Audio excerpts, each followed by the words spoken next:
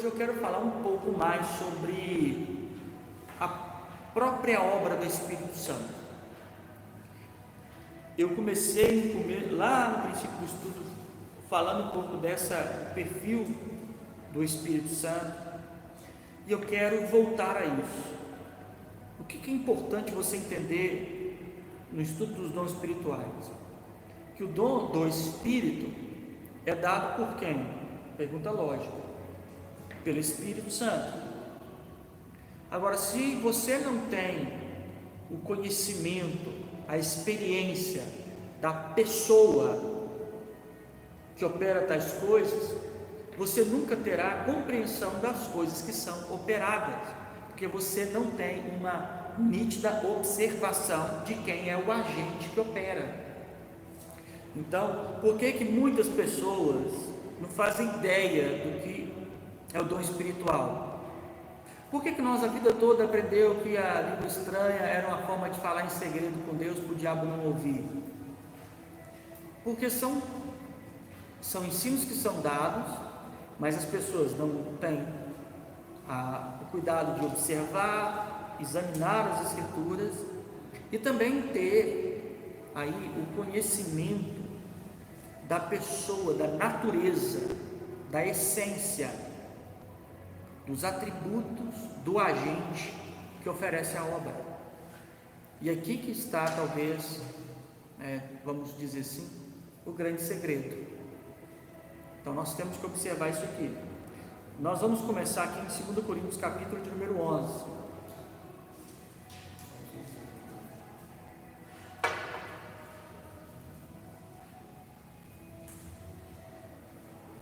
Segunda Coríntios, capítulo de número 11.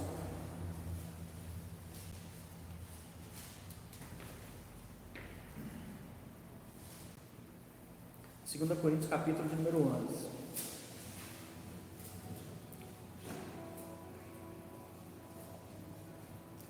O verso de número 4.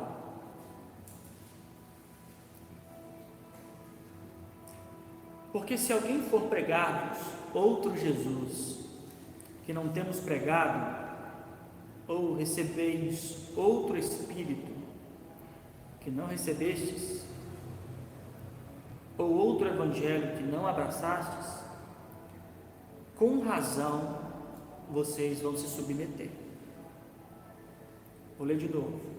Porque se alguém for pregar outro Jesus, que não temos pregado, ou recebeis outro Espírito, que não recebestes, ou outro Evangelho que não abraçastes, com razão sofrereis, ou com razão, com motivo, vocês vão acabar se submetendo.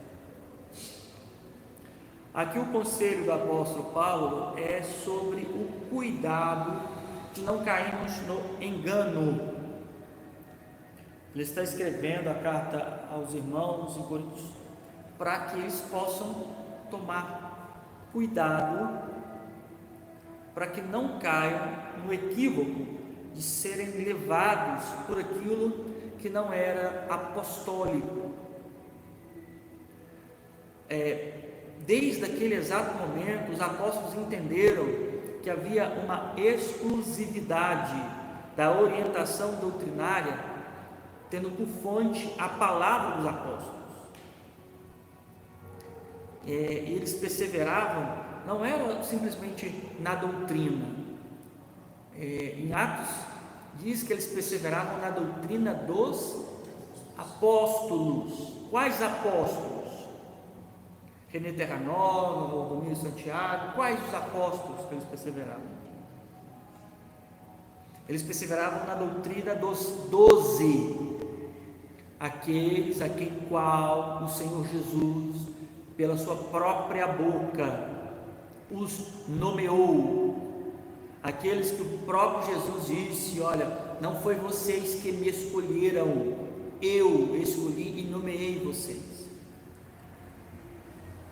Dentre esses apóstolos nós temos Pedro, que orientou a igreja, e muitos outros, e damos talvez a maior ênfase no compilado das cartas neotestamentais a Paulo como aquele que teve talvez maior abrangência doutrinária e com um ministério muito peculiar, fez ele alcançar mais a igreja, orientando em pontos doutrinários que são fundamentais.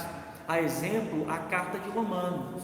A carta de Romanos talvez seja o cerne doutrinário das Escrituras. Não tem como você pensar na obra da graça do Evangelho sem a orientação sobre o que é a graça, a redenção, justificação, tudo que está ali condensado na carta de Romanos. Então olha para você ver, nós temos inúmeras escrituras fundamentais, o Pentateuco, os Salmos, o que falar de Provérbios, né? E vem Paulo com a carta de Romanos e consegue construir ali, obviamente, orientado pela graça que lhe foi dada, né? O Espírito que lhe foi dado, ele consegue coordenar todos os princípios da obra de Jesus Cristo em seu Santo Evangelho.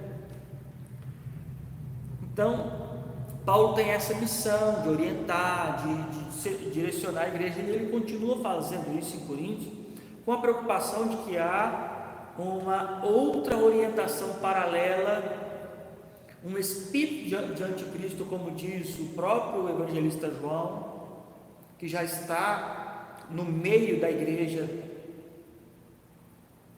desde os primeiros anos. Paulo já falava em 1 Coríntios de gente que negava a ressurreição de Cristo, que gente negava a encarnação do Verbo, gente que ensinava que não existia vida eterna, isso tudo nos primeiros anos. Então, hoje o que nós vivemos de heresias e falsos ensinos teve início desde o princípio, lá no Éden, né? Que a primeira falsa doutrina foi você não vai morrer, você vai ser semelhante a Deus. Então esse é o espírito da serpente, que o próprio Senhor Jesus chamou um grupo, falou assim, raça de víbora, porque estavam ensinando a doutrina da víbora, da serpente. E até hoje existe os filiados à serpente, que é aqueles que dizem, não é bem assim não, é outra coisa. E sempre a outra coisa está pautado naquilo que Jesus não disse, aquilo que Cristo não disse. Então a preocupação de Paulo, aqui no verso número 4, é que alguém pregue outro Jesus que eles não pregaram, outro Jesus que eles não pregaram, e receber um outro Espírito que eles não deveriam receber, ou outro Evangelho que eles um dia abraçaram. A grande questão que ele coloca: se vocês se inclinarem a outro Jesus, a outro Evangelho, a outro Espírito, com certeza vocês vão se dobrar. Eu digo a vocês que estão aqui me ouvindo, você que está na sua casa, não se iluda pelo fato de você ter ouvido o Evangelho e pronto. Porque tem gente que diz assim, não, agora não é possível, agora eu ouvi a verdade, não é possível. Não, agora não é possível. Paulo vira para os Gálatas e diz assim, olha, vocês são tão insensatos, vocês começaram até no Espírito, mas no meio do caminho vocês tomaram outro rumo. Teve já na história pessoas que começaram bem e terminaram mal, ou pelo menos no meio do caminho se encontraram mal. Então não arrota essa feijoada de que não, agora não é possível. É possível, não pela palavra, pela obra do Evangelho, mas pela a ignorância pré-existente em nossa natureza. Então ele está falando de um povo que ouviu e fala assim: olha, ele começa a dizer, estou com muito cuidado com as coisas que eu vou dizer, porque eu tenho uma missão que é preparar vocês para o marido. Aí olha o que ele cita aqui no verso de número 3. Mas temo que assim como a serpente enganou a quem? A Eva. Lembra aqui da serpente, caça de víbora, que enganava um monte de gente? Você acha que eles estão aonde agora? Onde estão essa raça de víbora? Entenda uma coisa, eu fico vendo, já viu esses programas de Animal Planet, esse programa lá da Discovery, que o pessoal, o cara vai lá no meio do mato pegar uma cobra. Às vezes eu estou vendo, o cara entra lá no meio da floresta, entra dentro da água, enfia a mão, vai pegar uma sucuri, pegar uma mamba negra, fazer qualquer coisa. Eu olhei assim e falei assim, isso é o cúmulo da tolice. Aí leva uma picada, leva alguma coisa. Mas se alguém está brincando com a cobra, uma serpente venenosa, o que é provável que aconteça? Então, lembra que semana passada eu falei que, olha, se você sabe que é determinado lugar, a doutrina errada, não fica fletando, não. Tem muito cristão que hoje em dia está querendo garimpar a doutrina assim. Ele chega no YouTube dele e fala assim: tons espirituais. Aí ele vê 1, vê 2, vê 3, vê 4, vê 5. A Bíblia está aqui. Tem um monte de irmão que ele pode sentar e examinar junto, né? Irmãos sérios, nossa congregação, não sei se você sabe, mas tem irmãos sérios, irmãos que estão decididos pela verdade. Eles não estão buscando um viés teológico, não. Aí não, aí vai, a pessoa fica enviesada lá. Eu vou para o lado de cá. Não se orientam. Livros, vai ler livro. Escolha, aprenda a escolher livros. Como escolher um bom livro? A primeira coisa, veja a biografia do próprio autor. Quem é ele? Qual que é a base doutrinária dele? Quais são os princípios de fé? Onde que ele foi construído?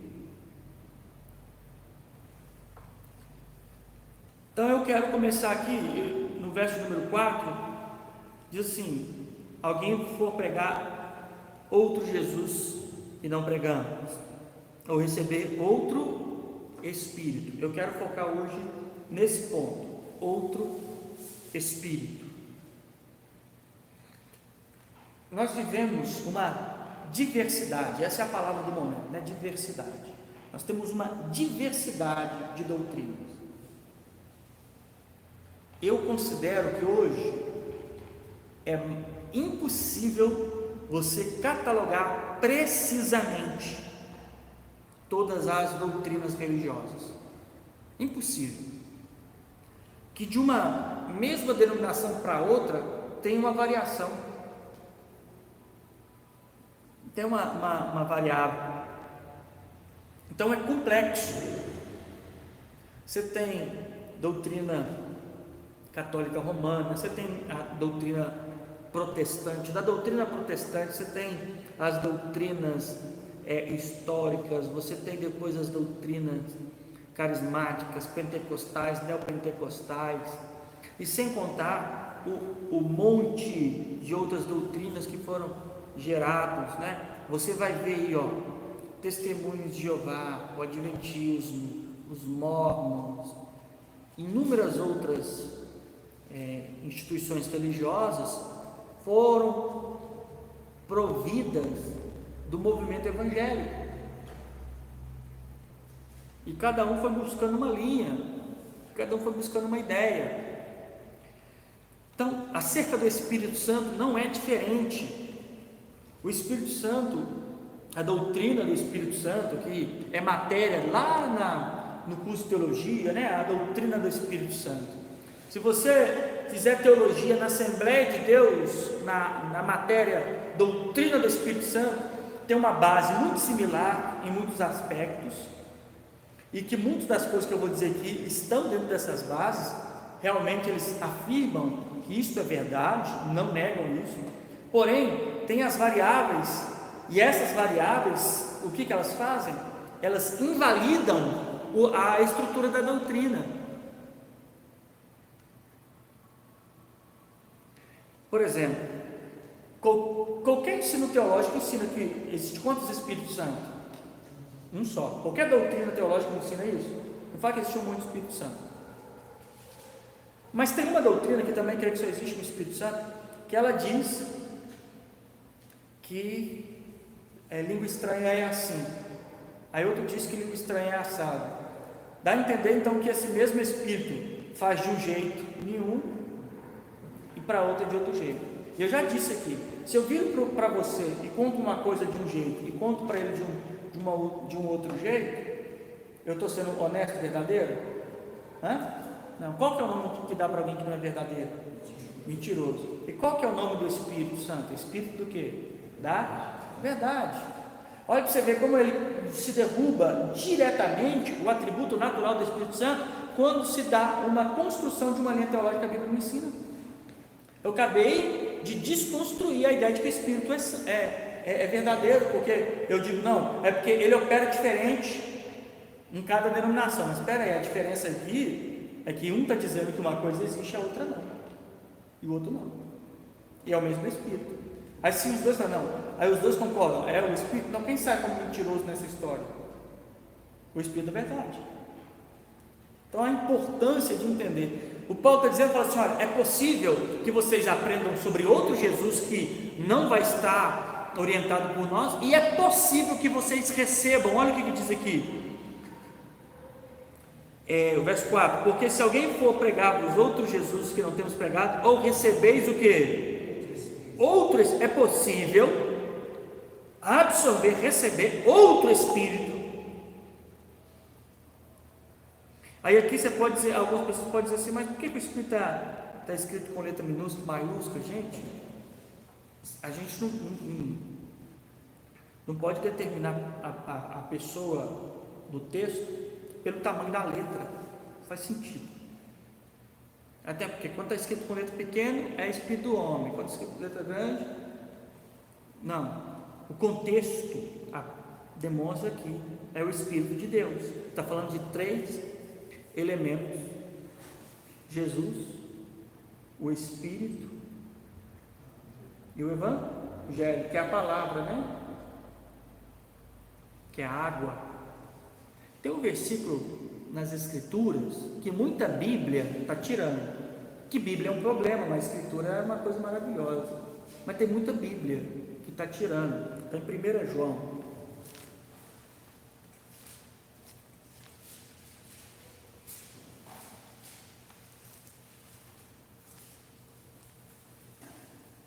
Capítulo de número 5.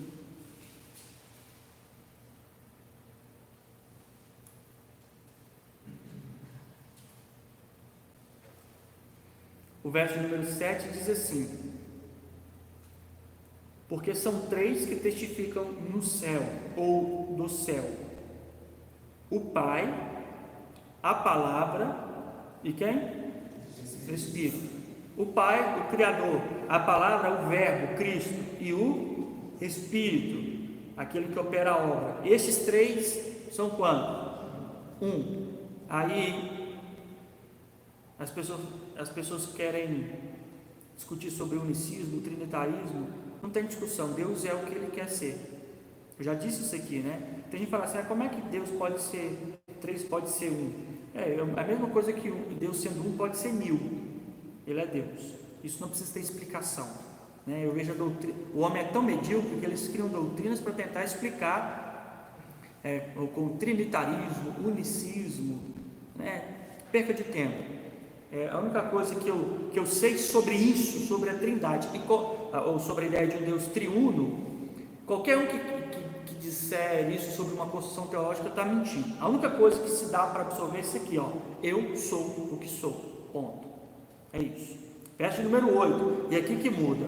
E aí eu queria que os irmãos que estiverem conectados aí, poder dizer para mim se o texto deles estão mudado aí. Verso número 8 é para estar escrito assim: e 3 são os que testificam na terra: o Espírito, a água e o sangue. E esses 3 concordam, estão de acordo em um só. Dos irmãos está tudo escrito isso aí? Aqui está, aqui a Bíblia, que é a Escritura. Os irmãos pedem para dar, se tiver o verso número 8, se não tiver, assim, 3 são os que testificam na terra: o Espírito, a água e o sangue. E esses 3 concordam em um. Esse aqui é importante, porque o que Paulo está reclamando aos irmãos é que eles não dê atenção a um outro Jesus, que aqui no caso está representado como a figura do sangue, como justificador, a água, que é a palavra, no sentido que o próprio apóstolo Paulo, também, bem como Jesus, deixa bem claro. O apóstolo Paulo, em Efésios, chega a dizer que ele lavou a igreja com a palavra. Então, a palavra é essa água. As pessoas acham que é água batismal. Não é água batismal, né? Tem tanta... Olha para você ver como que as doutrinas são complicadas. Eles discutem até por isso, se é água parada, água corrente, aspersão, imersão. Ou se soubesse a variável que tem de doutrina, e uma em sobreposição à outra. Aquele que diz que é por aspersão, que é jogar água, diz que não, que se não mergulhar tudo não foi batizado. Aquele que mergulha todo, que é que nem no nosso caso quando nós batizamos, que é lá de mergulhar todo, vira para aquele que foi aspergido e fala assim: ah não, isso aí não vale, porque foi jogado só na testinha. Aí tem aquele que foi batizado em nome do Pai, do Filho e do Espírito Santo, que diz que aquele que foi batizado em nome de Jesus não vale, tem que ser em nome do Pai, do Filho e do Espírito Santo, e vice-versa. Ou aquele que foi batizado na água corrente diz que aquele que foi batizado na água parada não pode.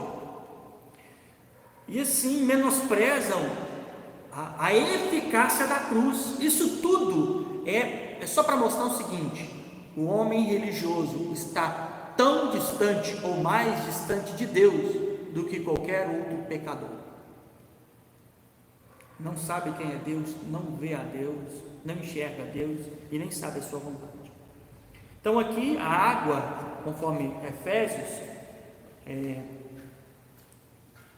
representa a própria palavra. Para não ficar dúvida sobre isso, deixa eu só ver. Você mantém aqui em 1 João,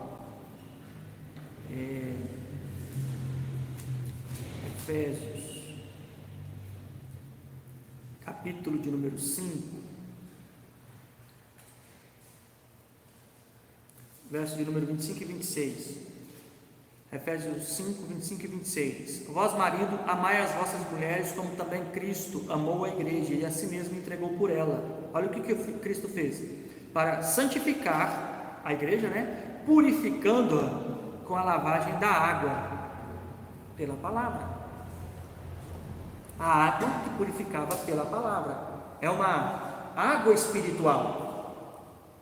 Ele estava dizendo que é uma espécie de água, o efeito da palavra. Como ele diz também no Evangelho de João, capítulo número 15: vós estáis limpos pela palavra que vos tenho falado. Ali, ainda que o limpar de João, capítulo número 15, está na tosagem, na tosa, que é tirar as folhas que não prestam, dentro do contexto geral, pegando em Efésios, fala de uma purificação. Em Efésios 5 dá a ideia de que a palavra efetua de forma espiritual uma ação como água. Então, alguém falou aí que está tudo normal nas Bíblias? Então, graças a Deus. Então, 3 são os que testificam na terra: o Espírito, a água e o sangue. Então, quem é que testifica da obra do Espírito na terra? O Espírito, a palavra e Cristo. Não são esses 3? Essas 3 figuras? No céu, quem é aquele que testifica a obra eterna? É o Pai, o Filho e o Espírito, verso número 7. Agora, operando, concordando em um, esse um aqui é sobre a igreja, em um só. Existe um que recebeu isso. E quem é esse um? A igreja. Recebeu o que? O Espírito, a água e o sangue. Então, para o espírito do anticristo é fundamental mexer nessa base. Mexe-se na palavra, ou como diz lá Paulo, ele está dizendo que é evangelho. Mexe-se nisso, altera o evangelho. Esse evangelho altera essencialmente a pessoa e a obra de Jesus Cristo. E por fim, muda-se a obra do Espírito. Depois você você gosta um pouquinho de mexer no YouTube, dá uma pesquisada lá, vai procurar saber sobre o avivamento do Canadá, ou o chamado avivamento da igreja do aeroporto. Eu vou tentar resumir um pouco o que acontece. Um belo dia, todo mundo começa a receber o Espírito Santo. Uma maravilha. Imagina que desce um poder, e aí começa as pessoas a falar em outras línguas. Aí começa a acontecer um monte de coisa, mas todo mundo, eles começam a falar que gente começa até a voar. Só que ao longo do tempo, uma das pessoas que participaram desse avivamento começa a dizer assim: eu comecei a ver algumas coisas estranhas, comecei a ouvir gente uivando, rastejando que nem cobra, gritos histéricos, crise de riso. Eu não sei se vocês sabem, mas esse movimento trouxe um escárnio da verdade, que numa reunião que era para glorificar, as pessoas se quebrantarem, confessar os seus pecados, se enxergarem pecadores, sabe o que elas começaram a fazer? Da crise de riso. A doutrina não era exposta, as cadeiras eram arrastadas e uma coisa de louco. Se você vê as imagens, você fala assim: isso é de dar náuseas. Então existe um outro espírito, e esse outro espírito que é o grande problema. Então o que é importante nós sabermos? Sobre a natureza do espírito, e como que ele opera, como que ele operou, e o que ele essencialmente vem fazer, qual que é a sua obra objetiva, a obra que o identifica. Se eu te falar que eu vi uma pessoa fardada dentro de uma viatura armada, qual que é o nome que se dá para essa pessoa? Policial. Por quê? Eu falei de característica que lhe é inerente e peculiar. Existe essa característica. Agora, se eu começar a falar assim: eu vi um cara vestido de super-herói, num carro amarelo, segurando um pirulito de laranja, você vai falar que é um policial? Não, porque são características que não definem. Então, assim também, para que você saiba qual é o Espírito, o que é o Espírito, você precisa entender as características e a sua obra. Então, que o Espírito Santo, ele promove uma obra bem específica e singular, que só ele pode operar. Ninguém reproduz essa obra, ninguém imita essa obra, ninguém consegue fazer. É algo que é só ele que opera, é algo que é de cunho e exclusividade dele. Eu vou te falar a primeira, que eu acho que é indiscutivelmente importante e fundamental que você entenda. João capítulo de número 16, o verso de número 8.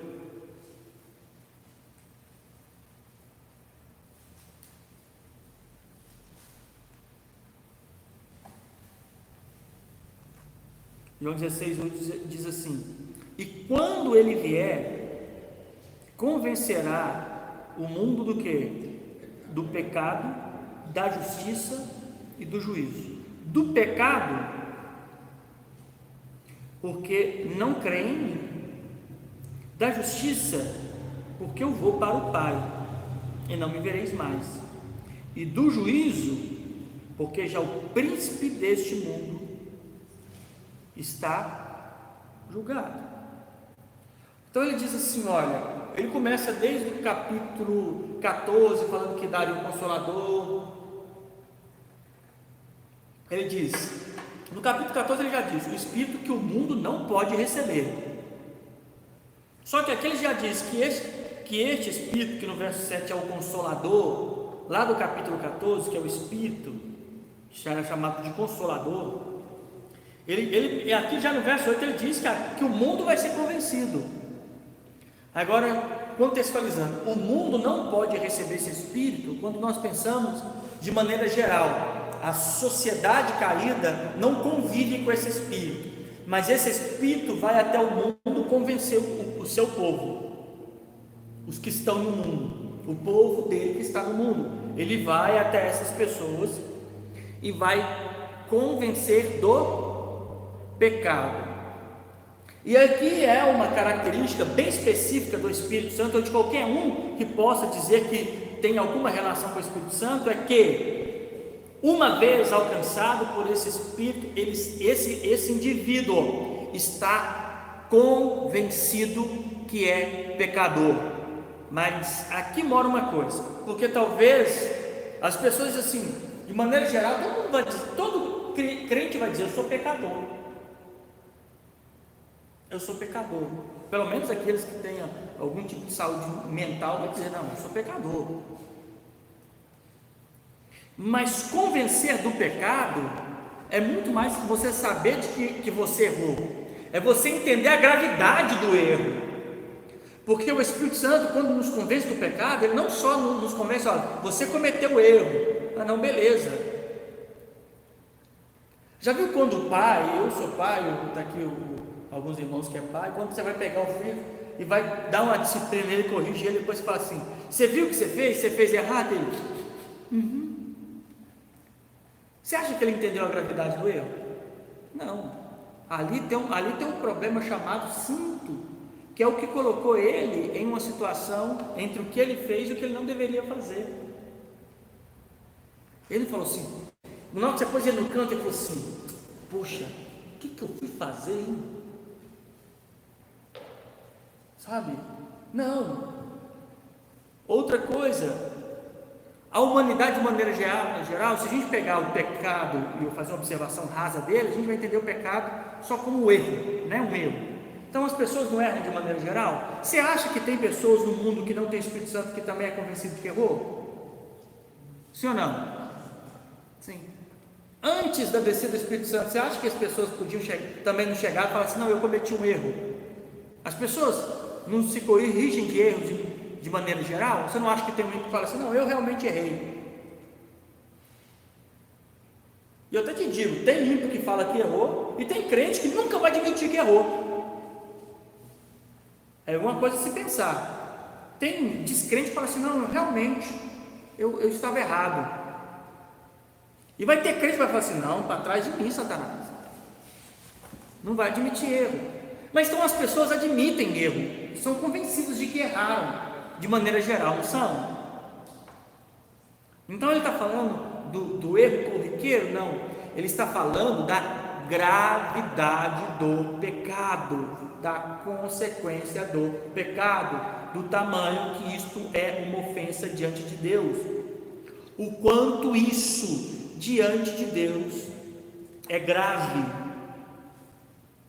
Alguém que recebe o Espírito Santo, ele não olha mais o pecado, e quando eu falo pecado, não é só um erro de maneira geral que eu e você cometemos no dia a dia, mas são as obras produzidas por nós, por nossa natureza inflamada, que é de tudo inimiga de Deus. Lembra de Efésios 2 aqui, né, que já deve ter nem que estar estatuado no corpo, né, e vai falar que antes andávamos no desejo de nossa carne, de nossos pensamentos, e eram por natureza inimigos de Deus. filhos da ira, que ali o contexto diz, éramos filhos da ira de Deus. Ali Paulo está dizendo assim, que ele consegue enxergar que a vida que nós vivíamos, ou ele se coloca dentro daquilo, era uma vida extremamente pecadora. E aqui ele não está falando da pessoa que pegou a arma e matou alguém, ou daquele que pôs uma arma e assaltou, ou alguém que violentou alguém. Ele está falando que o ser humano já é esse pecador ofensivo na sua própria existência. E quando diz que o Espírito Santo convenceria o homem do pecado, não era só do erro, mas da gravidade. Ele diz assim, não vai convencer do pecado, da justiça sobre esse pecado e do juízo que esse pecado carrega. Aqui não são coisas distintas. Vai convencer um do pecado, aqui é da justiça e aqui é do juízo. Não, vai convencer o que receber esse Espírito, é convencido do pecado, entende a justiça de Deus, que aqui a justiça de Deus, o Jesus está dizendo, porque eu vou para o Pai e vocês não vão me ver mais. Ou seja, ele está dizendo, eu ficava pregando para vocês que eu vim morrer por vocês, mas agora eu vou para o Pai, não vai ter isso mais. Agora o Espírito Santo vai deixar bem claro para nós que houve uma justiça, que o Filho de Deus morre no Calvário para homens podres, vis, desprezíveis, eu, você, o seu filho, a sua filha, o seu pai, a sua mãe, merecedores inquestionáveis do mais profundo inferno e do mais intenso fogo, e foi feita uma justiça. Fui convencido disso. Do juízo é a consequência da ausência em mim dessa justiça. Eu vou entender a gravidade do meu pecado. Então vamos mudar a ordem aqui, porque aqui não é número A, B ou C, 1, 2 ou 3. Mas vamos mudar a ordem. Imagine que é me convencer do pecado, e eu vou entender que há um juízo sobre isso. Olha o que o Espírito Santo faz. Me convence do pecado, eu vejo a gravidade do pecado. Ele me convence, olha, existe juízo sobre esse pecado. E aqui eu fico mais temeroso ainda. Aí no meio desses dois, ele me convence de uma justiça. É isso que o Espírito Santo faz. E ao convencer da justiça, eu entendo que eu sou justificado. Esse agente que foi convencido do pecado, do juízo, também é convencido da justiça. E ele entende então que pela graça ele foi salvo. Então, se você não entende a gravidade do seu pecado, relativiza as coisas que você faz, entenda bem como é que é a vida de pecado. Vou pegar, apontando para você, jovem, as pessoas de maneira geral. Você luta por um tempo contra um pecado, está lá lutando, por uma prática. Chega um momento que você começa a conviver tanto com aquilo, que aquilo fica relativo para você. É errado, mas o Espírito Santo, ele é um agente que convence. Ele, talvez o que eu vou dizer vai soar extremo, mas o Espírito Santo perturba o pecador. Ele perturba. Ele comete alguma ofensa e não tem sossego para dormir, não tem sossego para viver. O Espírito Santo fez uma obra em Davi, uma vez, que demonstra como é que ele opera. Está aqui em Salmos. Só lembrar onde. Salmos 32, olha aí.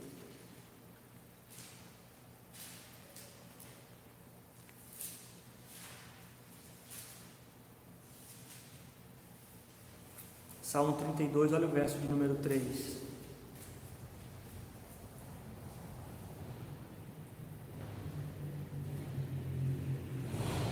Verso número 3 diz assim: enquanto eu me calei, envelheceram os meus ossos pelo meu bramido todos os dias. Ele diz assim: quando eu não estava confessando meu pecado, eu só estava apodrecendo.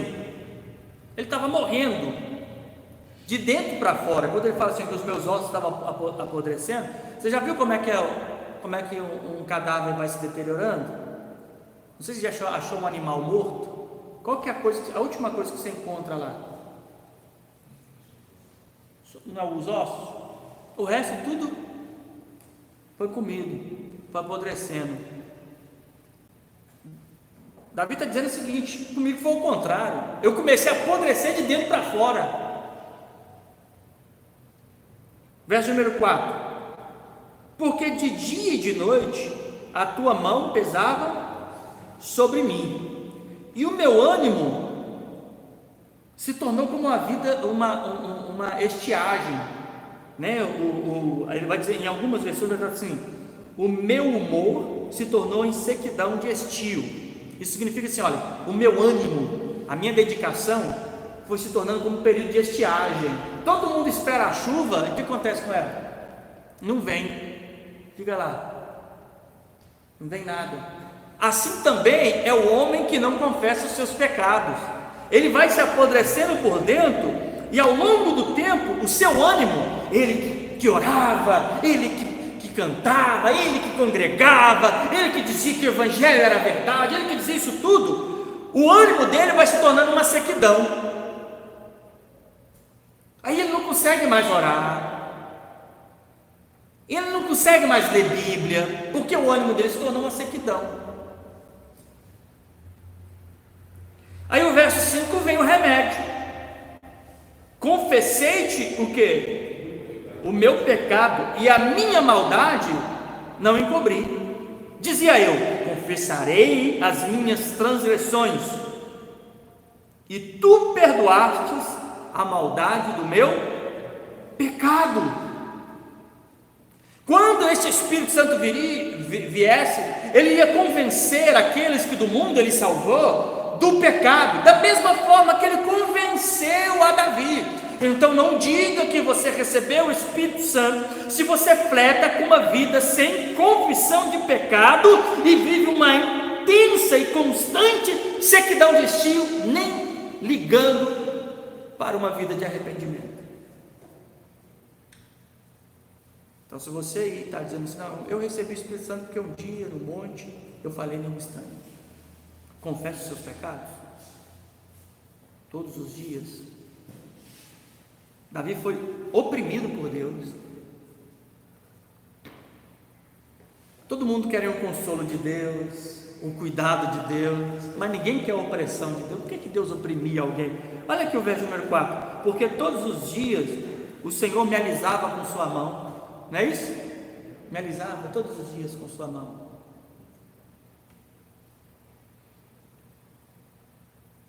Paulo, se não me engano, Paulo chega a dizer, né, horrenda, em Hebreus, né? Se não me engano, Hebreus que diz que é horrenda coisa cair na mão de Deus vivo. É horrendo. Verso número 4: porque todas as noites o Senhor dava 3 tapinhas nas minhas costas. Oh, meu filho.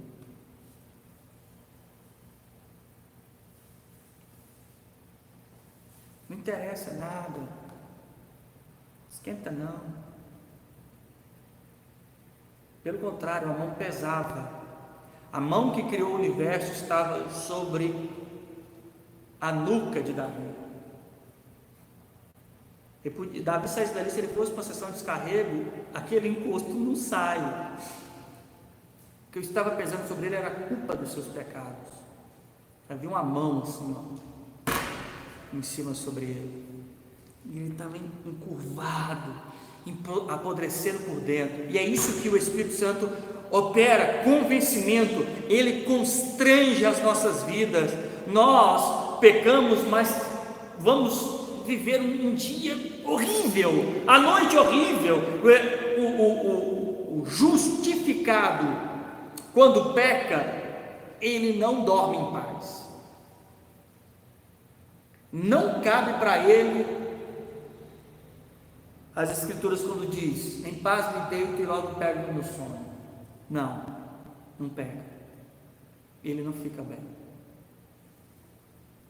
Então, quando diz que o Espírito Santo nos convenceria, tem gente que acha que porque um dia levantou a mão, aceitou Jesus, né? Ou um dia confessou com um sacerdote, né? Eu falo que quando eu era católico tinha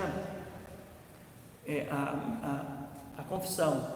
Aí você ia confessar com o padre.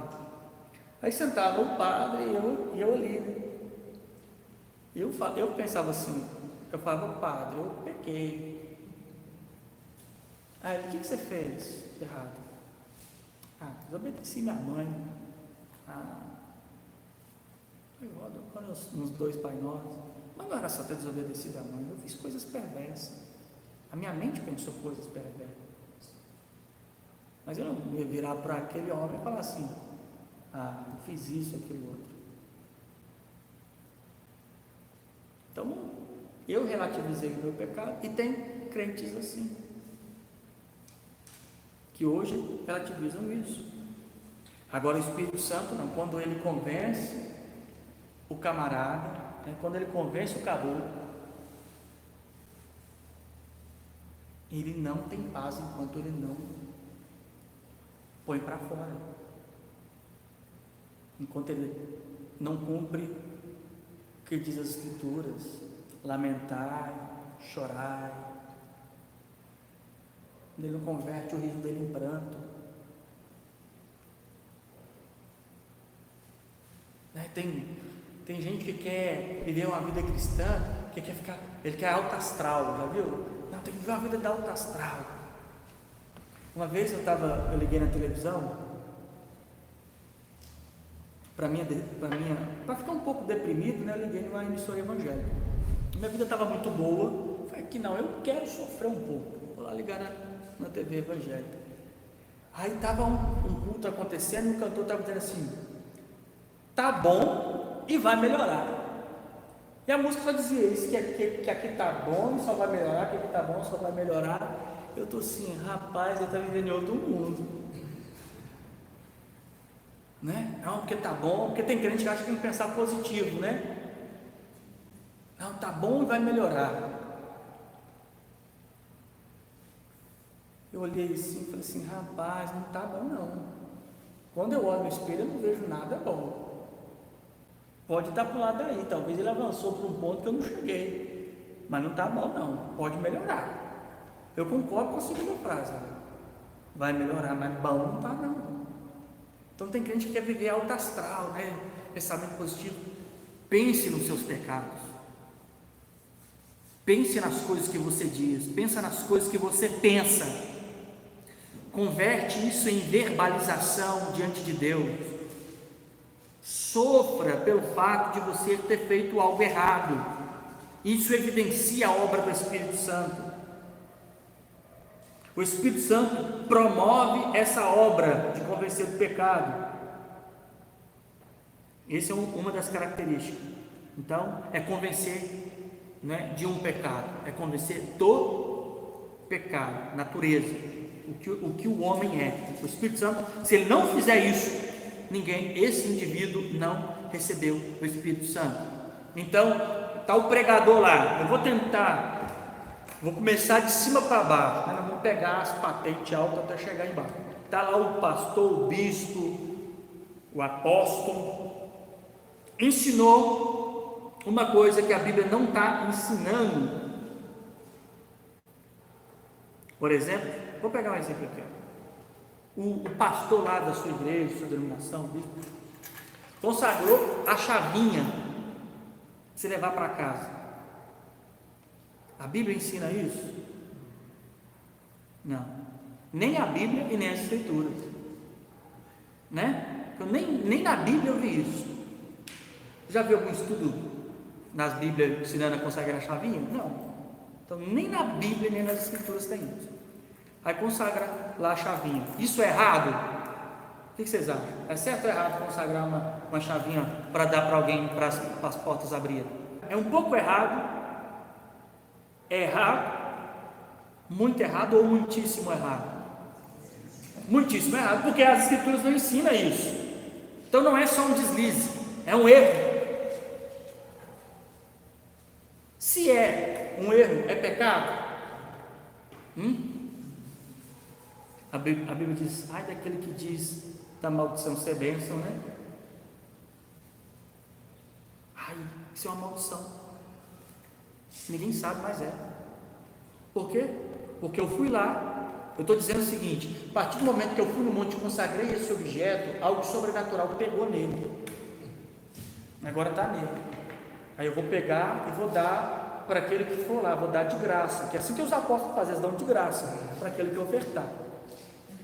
Aí ele vai pegar e vai dar para aquele indivíduo, tijolinho, vai dar aguinha, a chavinha, espadinha, né? Uma vez eu vi, eu não vou falar em qual denominação, eu fui pegar, tinha uma espadinha, eu sabia que aquelas espadinhas eram espadinhas de São Jorge, eram espadinhas de São Jorge. Eu falei, rapaz, compraram espadinhas de São Jorge, só que eles não sabiam. Eu não vou falar o daqui. E eu estive lá e eu vi essa espadinha. Eu falei, meu Deus, isso é pecado. Isso não é só eu não entendi mal, é pecado. E o Espírito Santo convenceria o homem do quê? Era para aquele homem que tem o Espírito Santo falar assim: você está doido, rapaz? Pôr chavinha para consagrar? Você perdeu o juízo. Espadinho de São Jorge. É um absurdo isso. E para o crente que está lá embaixo também pensar, mas não, é aquilo que eu digo, é a manada, agem como manada, são levados como gados, não examina, não preocupa, entendeu? O pastor falou, entra na fila aqui, a espadinha, os obreiros meio ressabiados, todo mundo para a fila, vai ter a chave, vai lá para a chave, vai ter o túnel de não sei o que, fizeram lá. Eu vi um vídeo esse dia para trás na internet, derrubando um gigante, o cara fez um Golias de isopor,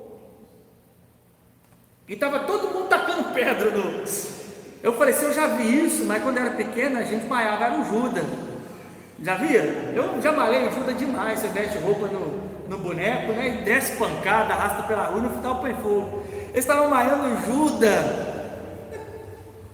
dentro da igreja, mas assim, eu olho para isso e vejo assim, quem convence desse pecado? O Espírito Santo. O Espírito Santo. Então, essa é uma das provas que nós recebemos ou não o Espírito Santo, é que ele vem e fala, opa, isso está errado. Eu também já aprendi coisas erradas, muito erradas. Mas o dia que o Espírito Santo me veio a mim, eu disse, não é isso não. Eu não tive ninguém, vou dizer, eu não tive ninguém do meu lado para dizer assim, não, é realmente. Todo mundo ficou contra quando eu falei, não é assim.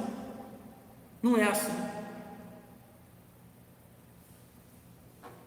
Quando eu falava as coisas que eu estava aprendendo, de pouco em pouco eu fui perdendo todos os amigos pastores que tinha, porque ninguém concordava com aquilo. Mas eu fui convencido. Bom, esse é o primeiro ponto que eu quero tratar com vocês, sobre o que o Espírito Santo faz, convence do pecado. Eu teria que explanar isso de maneira muito mais ampla. Se vocês entendessem como que o Espírito Santo trabalha na consciência da igreja, consciência coletiva da igreja. Para você entender convencer do pecado, ele convence o indivíduo, mas também convence o indivíduo, mas também convence o coletivo, ao ponto de que se eu começar a fazer alguma coisa que não é bíblico, ninguém vai ficar assim, não, peraí, tem coisa errada aí, vem cá, Liana, baixa sua bola aí, ué. Onde é que você está tirando esses trem? Eu vou ser cercado por pessoas que têm o Espírito Santo e vai por A mais B, não tem disso, porque é o pastor, né? Não, ele vai falar, não, esse também é passivo de ser corrigido. O religioso, o líder religioso que não tem o Espírito Santo, tenta. Pessoal, eu não concordo muito com isso não. Quem é você, velho? Deus colocou essa obra, foi na minha mão, foi lá no monte, eu que vi, quando eu vi Deus, ainda vi na ombro dele, Sadraque, Mesaque, Abednego, Paulo e Silas, estavam do lado de cá, Quem é você? Então também existe esse convencimento coletivo. A igreja, ela se administra, o corpo, quando eu falo igreja, o corpo que congrega no Evangelho, não é só o pastor que orienta o corpo, o Espírito está congregado em todo o corpo. Então a igreja se norteia, ela se norteia. O pastor é uma figura, não é a figura, ele é uma figura. Entre outros irmãos, e a igreja que vai recebendo a doutrina, ela se norteia. Então é como se ela criasse um efeito de resistência que mantém ele naquele princípio. Se a igreja, e aí quando eu falo coletivo, realmente recebeu o Espírito Santo, aí o pastor Eliel amanhã começou a falar aqui que agora nós vamos começar a ver anjo. Na hora, ops, nem termina a frase, está errado. Você está entendendo? É assim que funciona. Porque, eu vou dizer para você, se o pastor da denominação for inquestionável, ele não é o pastor da denominação, ele é o senhor da denominação, o dono daquilo. Para tentar resolver isso, sabe o que o sistema religioso fez? Chama um negócio chamado conselho. Não mando sozinho não, então conselho. Conselho, ele é eleito os conselhos, mas quem que elege o conselho? O pastor. Ele só vai dizer as coisas e o conselho vai dar o amém. Qual que é o conselho da igreja? Todos os irmãos, todos. Então existe esse convencimento coletivo. Então, por exemplo, tem determinadas coisas que a própria postura da igreja sabe que é inaceitável. Por exemplo, eu preciso ficar falando que irmãos não podem ficar mudando de namorado, solteiro, não ficar mudando de namorado. Você vê que a própria igreja que preserva o evangelho já estranha quando o cara sai de um namorado e vai para outro. Peraí, você está brincando? Às vezes acontece aqui, às vezes o irmão está agindo de uma maneira equivocada, chega 2, 3 nele aí, você chama ele do canto, dá 3 no rins, né? E fala, parou por aqui, né? Não é aquele negócio, vai lá, levar lá para a comissão, para levar para o líder dele, levar lá para o pastor sentar com ele lá no gabinete. Não, 3 irmãos, 2 ou 3 irmãos obedecem às escrituras. Está vendo como é que existe o convencer do pecado coletivo? Aí o irmão dá aquele impacto aí. Não. Aí ele cumpre Hebreus 13, né, que de primeiro momento a correção não bate bem, só que depois ele, poxa, eu estava indo para a linha equivocada, eu já fui exortado pelos irmãos. Teve uma época que eu estava trabalhando nem um burro, um touro. O irmão falou lá em casa, você para com isso, você pastoreia. Você dá seu jeito, não tem como você fazer as duas coisas do jeito que você está fazendo, você vai começar a ficar ruim. Porque eu estava, seus irmãos estão, você tem que dar uma diminuída aí, para o seu bem, para o bem da igreja. Falei, então vamos lá. Mais do que depressa, não durou 2 dias, no outro dia eu fui dar meu jeito, porque teve irmãos que foram me exaltar e me convenceram que aquilo era um erro que eu estava fazendo. E assim funciona a igreja. Espero que você entenda que se você tem o Espírito Santo, você é convencido do pecado, da gravidade do pecado. Amém?